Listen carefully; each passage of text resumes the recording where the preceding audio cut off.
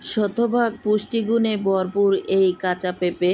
আজকে কাঁচা পেঁপে দিয়ে তরকারি রান্না করেছি। রান্নাটা এত মজা হয়েছে, বাচ্চা থেকে বড় সবাই কিন্তু একদম খুশি হয়ে গিয়েছে এই রান্নাটা খেয়ে।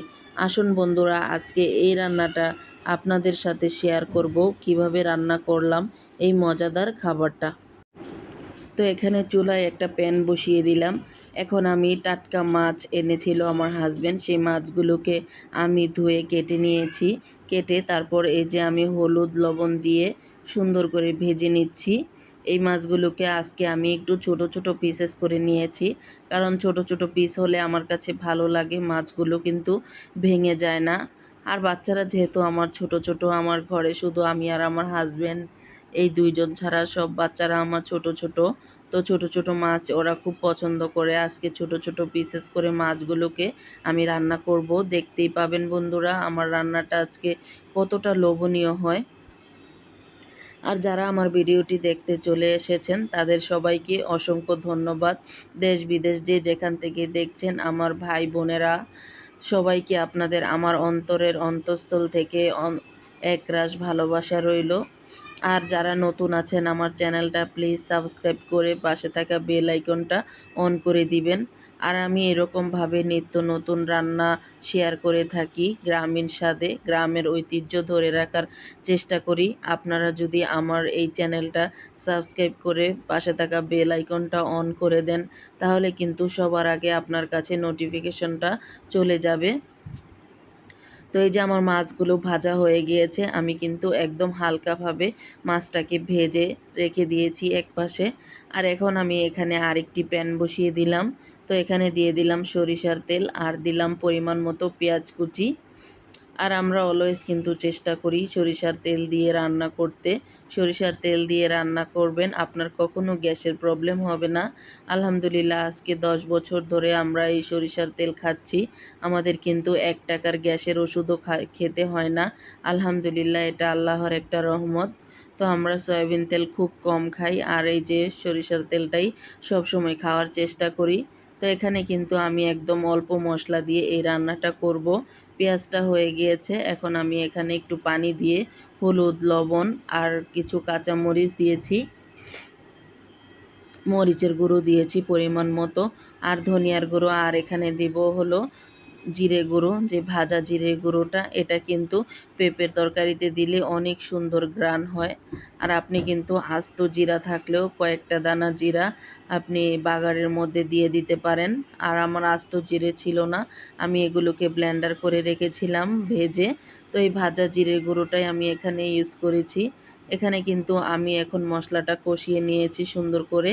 মশলাটা কষানো হয়ে গেলে তারপর আমি এখানে এই যে পেঁপেগুলো কেটে রেখেছিলাম, পেঁপেগুলোকে আমি সুন্দরভাবে ফালটা ফালটা করে কেটেছি, একটু লম্বা সাইজ করে। মাছ দিয়ে রান্না করলে কিন্তু এভাবে রান্না করলেই ভালো হয়, এভাবে কেটে নিলে ভালো হয়, সরি। তো আমি কিন্তু পেঁপে দিয়ে গরুর মাংস রান্না করি, সেই ক্ষেত্রে আমি আলুর মতো ছোট ছোট গোল গোল করে কেটে নেই, যেটার সাথে যেটা মানায় আর কি। এখন যেহেতু মাছ দিয়ে রান্না করব, এভাবে আমি নিয়েছি কেটে। আর পেঁপেটা কিন্তু একদম টাটকা কচকচা ছিল।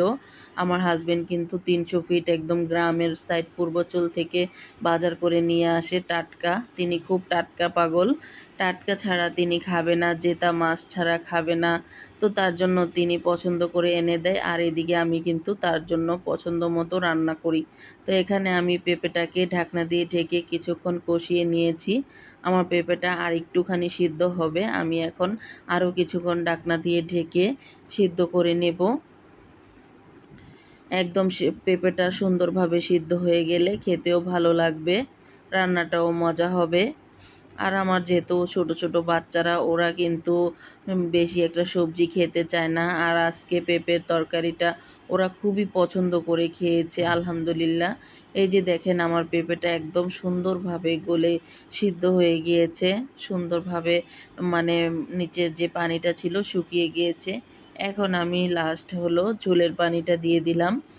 আর ঝোলের পানিটা দিয়ে এখানে কিন্তু আমি যে মাছগুলা ভেজে রেখেছিলাম সেই মাছগুলো এখানে দিয়ে দিব। এই যে আমার মাছগুলো দেওয়া হয়ে গিয়েছে। এখন আমি বেশ খানিকটা ধনিয়া পাতাও এখানে দিয়ে দেব। দিয়ে একদম ঢাকনা দিয়ে ডেকে বেশ কিছুক্ষণ রান্না করে নেব। রান্না করতে করতে আরেকটা কথা আপনাদেরকে মনে করিয়ে দিই, প্লিজ যারা একটা লাইক দিতে ভুলে গিয়েছেন, বন্ধুরা বান্ধবীরা আপনারা একটা লাইক দিয়ে আমার ভিডিওটি কন্টিনিউ করবেন। আপনার একটি লাইক আমার স্বপ্নের পথ চলা এগিয়ে দিতে পারে। এই যে আমার ধনিয়া পাতা দেওয়া হয়ে গিয়েছে, আরও কয়েক টুকরো কাঁচামরিচ আমি এখানে দিয়েছি। এখন আমি ঢাকনা দিয়ে ঢেকে দিয়েছি, সুন্দরভাবে রান্না হতে থাকবে। তো এই যে দেখেন বন্ধুরা, আমার রান্নাটা কিন্তু অলমোস্ট ডান হয়ে গিয়েছে। আর মাঝখানে আমি কিন্তু লবণ দেখে নিয়েছি সুন্দরভাবে। এই যে আমার সুন্দর তরকারিটা আমি এই যে বাটিতে নিয়ে নিয়েছি। এখন আমি বাচ্চাদেরকে খেতে দিয়ে দেব। বন্ধুরা আমার ভিডিওটি যদি ভালো লাগে প্লিজ ফ্যামিলি এবং ফ্রেন্ডসদের সাথে শেয়ার করতে ভুল করবেন না। আপনার একটি শেয়ার, একটি কমেন্টস আমার পরবর্তী কন্টেন্ট তৈরি করতে আমাকে হেল্প করবে। আর এখানে আমি পরবর্তীতে ভাজি করে নিয়েছিলাম। এটা হলো যে লাল যে বরবটি আছে, সেই লাল বরবটিটা আমি এখানে ভাজি করে নিয়েছি। সাদা জিনিসের চেয়ে কিন্তু লাল জিনিসে বেশি উপকার হয়। তো এই যে ভাজিটা হয়ে যাওয়ার পর আমি কিন্তু এখানে আমার ছাদে যে একটু ছাদ বাগান আছে, সব ধরনের গাছ আছে। তো ওখান থেকে আমার আম্মু দেখা যায় আমি স্কুল থেকে এসে দেখি যে অনেকগুলো শাক উঠিয়ে এনে রেখেছে। সব পদের যে শাক পাতাগুলো সেগুলো এনে একদম সুন্দর করে মিহি করে কুচি করে দিয়েছিল। সেগুলোকে এখন আমি বেশি করে পেঁয়াজ, রসুন, কাঁচামরিচ দিয়ে এগুলোকে ভেজে নিয়েছি। দারুণ হয়েছিল শাক ভাজিটা। এই শাকগুলো কিন্তু কিনে আনিনি। এগুলো আমার ছাদ বাগানের ছাদের থেকে আমার আম্মু তুলে এনেছে। তো এই যে নিজের হাতে লাগানো শাক এতগুলো মাশাল্লাহ দিলে মানে দেখলেই কেমন জানি একটা শান্তি শান্তি লাগে, তাই না?